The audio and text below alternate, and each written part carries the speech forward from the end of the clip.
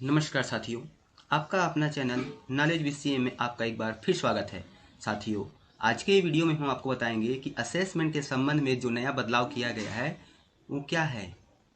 बहुत सारे शिक्षक साथियों का कमेंट्स आ रहा था कि हम जो असेसमेंट कर रहे हैं विद्यार्थियों का, उसमें मान लीजिए कि हमने 2 विषय का असेसमेंट किया और बाकी 4 विषय मिडिल स्कूल के मामले में ब्लैंक दिखाई पड़ रहा है, रेड दिखाई पड़ रहा है, तो कैसे करें। तो इस पर कुछ परिवर्तन किए गए हैं, अपडेट्स किए गए हैं, उसी के बारे में आज का यह वीडियो है। तो वीडियो को अंत तक जरूर देखें, आपको आपके सभी सवालों के जवाब इस वीडियो में मिल जाएगा। फिर भी यदि कोई दिक्कत होगी तो हमको कमेंट बॉक्स पर जरूर लिखें और आप हमारे व्हाट्सएप नंबर से हमें कॉन्टैक्ट कर सकते हैं। तो चलिए वीडियो शुरू करते हैं। जैसे ही हम cgschool.in में लॉगिन होते हैं तो हमारी स्क्रीन इस तरह से दिखाई पड़ती है। यहाँ पर देखिए लिखा हुआ है लॉगिन करके। चलिए हम लॉगिन हो जाते हैं इस तरह से। जैसे ही हम लॉगिन को क्लिक करते हैं तो हमारे सामने इस तरह से स्क्रीन दिखाई पड़ती है। यहाँ हम अपना मोबाइल नंबर, पासवर्ड और कैप्चा कोड डाल करके लॉगिन होते हैं। चलिए मैं लॉगिन कर लेता हूँ। इस तरह से देखिए मैं लॉगिन कर चुका हूँ अपने डैशबोर्ड पर। यहाँ पर वेलकम करके मेरा नाम लिखा हुआ आ रहा है। उसके बाद क्या करना है, हमें ये मेनू में जाना है। ये जो 3 लाइन दिखाई पड़ रही है हमारा मेनू है। जैसे ही आप इस 3 लाइन के ऊपर क्लिक करते हैं तो यहाँ पर आपके बहुत सारे टैब्स खुल जाते हैं, जिसमें आपको ये शिक्षक के कार्य के ऊपर जाकर के क्लिक करना है। जैसे ही हम शिक्षक के कार्य को क्लिक करते हैं तो हमारे सामने पुनः यहाँ पर बहुत सारे टैब्स ओपन हो जाते हैं, जैसे शिक्षक प्रोफाइल संशोधन, शिक्षक डैशबोर्ड, इस तरह से। तो यहाँ पर हमको ये विद्यार्थी का असेसमेंट में जाना है। जैसे ही हम विद्यार्थी का असेसमेंट को क्लिक करते हैं तो हमारे सामने एक नया इंटरफेस ओपन हो जाता है, एक नया पेज खुल जाता है, जहाँ पर हम विद्यार्थियों का असेसमेंट करते हैं।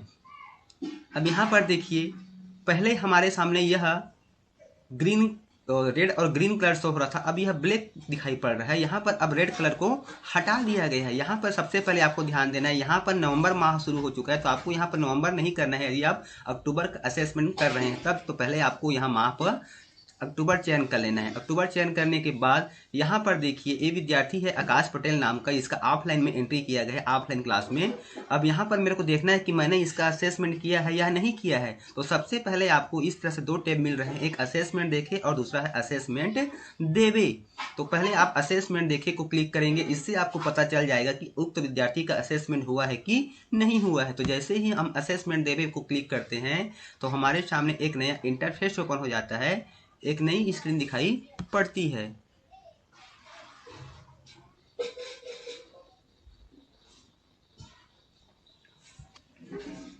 तो इस तरह से देखिए, जैसे हमने स्टूडेंट असेसमेंट देखे को क्लिक करने पर क्या हो गया, यहाँ पर दिखाई पड़ रहा है, सभी ग्रीन दिखाई पड़ रहा है, अर्थात हमने इस विद्यार्थी का असेसमेंट कर लिया है। तो फिर से हमको इसका असेसमेंट देने की आवश्यकता नहीं है। तो इस तरह से आपको पता चल जाएगा। अब यहाँ पर आपको रेड कलर दिखाई नहीं पड़ेगा, रेड के बदले में केवल आपको ब्लैक और ग्रीन कलर दिखाई पड़ेगा।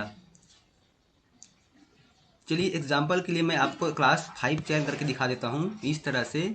और यहाँ पर मैंने माह चयन कर लिया अक्टूबर 2020। अब यहाँ पर मेरे को देखना है कुमारी नागेश्वरी का असेसमेंट हुआ है कि नहीं हुआ है। तो मैंने जैसे ही ये असेसमेंट के ऊपर क्लिक किया, असेसमेंट देखे पे क्लिक करने के बाद आपको कुछ देर वेट करना है। यहाँ पर देखिए दिखाई पड़ रहा है विद्यार्थी कुमारी नागेश्वरी धनुहार का असेसमेंट नहीं हुआ है। तो फिर आपको ये असेसमेंट देवे पे क्लिक करके उसका असेसमेंट करना है। जैसे ही असेसमेंट देवे को क्लिक करेंगे तो आपके सामने इस तरह से उसका इमोजी वाला ओपन हो जाएगा। अब चूंकि मैंने इसका पहले से ही असेसमेंट ऑफलाइन कर लिया है कागज़ पर हार्ड कॉपी में, उसके अनुसार से मैं इसका असेसमेंट कर रहा हूँ। अंग्रेजी विषय में ये हो गया और अंग्रेजी में इसमें इसका ये है स्टैंडर्ड अभी, और लिखना में इसका जो बुनियादी समझ है, इस तरह से सुनकर बोलना समझना में भी इसका बुनियादी समझ इस प्रकार से मैं कर दिया। गणित का भी देख लेता हूं मैं, मानक इकाई, इस तरह से।